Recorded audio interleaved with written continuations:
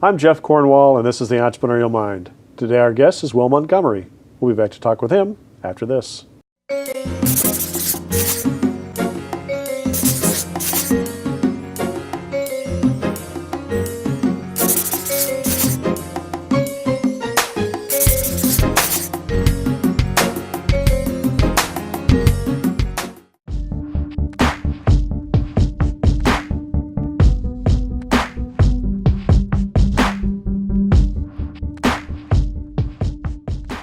Welcome, Will.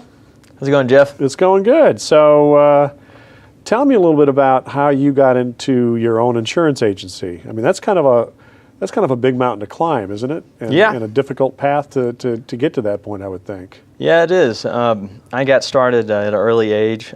Fortunately, I was able to get into insurance from a guy that had mentored me for a little while, and I got started in a captive insurance office for a while. So one of the big companies. Yeah, one of the big Right. offices, and learned from them and their platform, and did that for about 6 years or so. Now, my guess is they're not really nuts about you going off and starting up your own deal. Is that true? Most of the time, yeah, that's right. Yeah, had to sign a non-compete for a while. 5 years or something? 5-year non-compete. Mm-hmm. All right. So how do you get your own agency going with that kind of a barrier in front of you?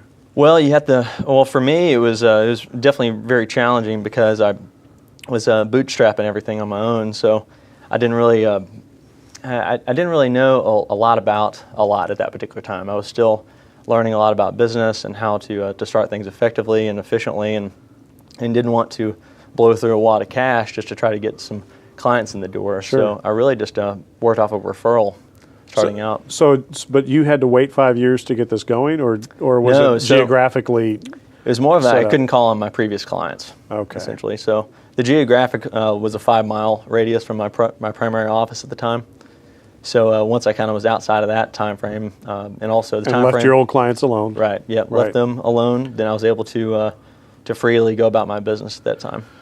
So what kind of things did you have to bootstrap? I mean, this is it seems to me it's, although there's not a lot of technology. Right. I mean, you need working capital. You Right. need.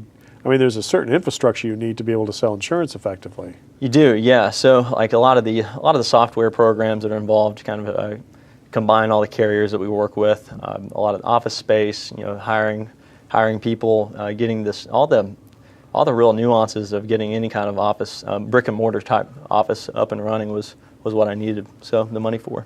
So you were making your own desks and kind of doing everything by That's what yourself. it felt like. Yeah. Yeah, for sure. Yeah. So when you're setting up these relationships with these independent insurance companies, Mm-hmm. do they scrutinize you pretty carefully to make sure you know what you're doing? And, Absolutely. I would imagine that took some time and effort to kind of get them to trust you. Yeah, it did. Yeah, it's there's a heavy interview process with a lot of them that we work with.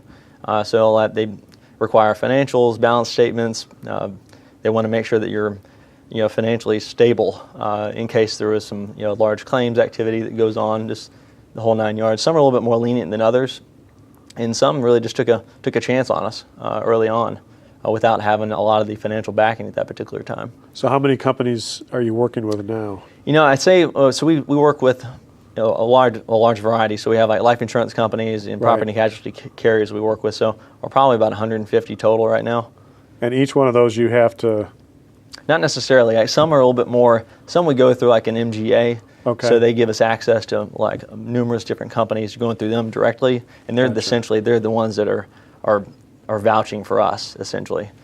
So talk about how there's so much put into advertising now with online insurance agencies, with the big companies, the brand name companies. How do you let the market know that you're there? I mean, that's got to be a bit of a mountain to climb. It is. It's huge because you have the Geicos, the State Farms, all states out there that are huge companies with massive. And you don't have budgets. your own little lizard, right? Yeah, we don't have to any sell of that stuff for you. Yeah, so we've really focused on relationship building. So we want to get plugged into the communities that we serve and get to know the communities on an individual basis for people that are people that are influencers in the office around town and whatnot. So they're the ones that are really our connectors.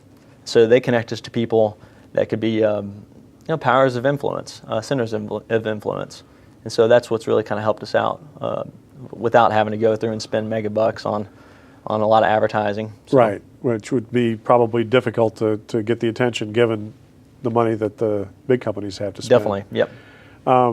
So this sounds like it was kind of a slow, steady kind of a Definitely. build. Mm-hmm. I was having a conversation last night with a couple of entrepreneurs who I had taught years ago, and that was kind of the theme of our whole conversation was it always ends up taking so much longer and is more difficult than you think going into that. Was that your experience with this, I would assume? Definitely, yeah. It took a couple of years for me to kind of get my bearings straight, if you will, and kind of. So what did you do to keep hope alive and kind of keep your eye on what you wanted to accomplish? You know, I was overly ambitious, motivated. I love watching things grow and develop, and just I saw a lot of progress. And fortunately, in Nashville, the market has been very strong and very healthy.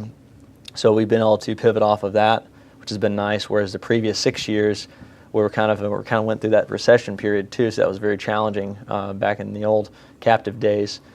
So that was nice. It was fuel for growth, and a lot of the people that we. So you looked for small victories and small signs of progress. Absolutely, and so we didn't want to. I always think it's base hits. Right. We're not trying to hit home runs. Right. Base hits all day long, and ultimately they kind of start compounding on one another, and it worked out real well. Now I would imagine with your kind of marketing, word of mouth becomes a big avenue for you if you can get It's it huge. to work. How do you make that work? Because so many people assume that it just happens, and I rarely see it just happen. It takes hard work to kind of make that to get people to talk about you. Yeah, it definitely does. I think that just getting being active with your client base. So client appreciation events are huge for us. We do those once a quarter. We're always trying to. So what does that look like? It's really just kind of a mix and mingle type thing. So we'll put a space together, whether it's at a nice restaurant or something like that. Put a good venue together, and then invite all of our clients out for free drinks and appetizers. Just to get to know them a little bit, because I think in this day and age, everyone's so social media driven, which is nothing's wrong with that. Right. We're not trying to buck that. We want to add that to what we're already doing, which we do. But we want to kind of bring it all in, because at the end of the day, FaceTime is the best time for us in our business. Yeah. And I think that you are, what differentiates you is it is truly a relationship. It is. Not a brand. Right. And that takes that kind of face-to-face and time. It does. And we wanted to, initially people knew who I was, but they didn't know who Montgomery & Associates Insurance was. And so they knew what my previous company was at that point, which had the big brand exposure. Sure. Right? So, but they were relying off of me. Right. So. What a great story, and sounds like you've had some good success, and I'm sure you're going to be building on that for many years to come. So Yes, sir. Absolutely. Well done. Yeah, thank you, Jeff.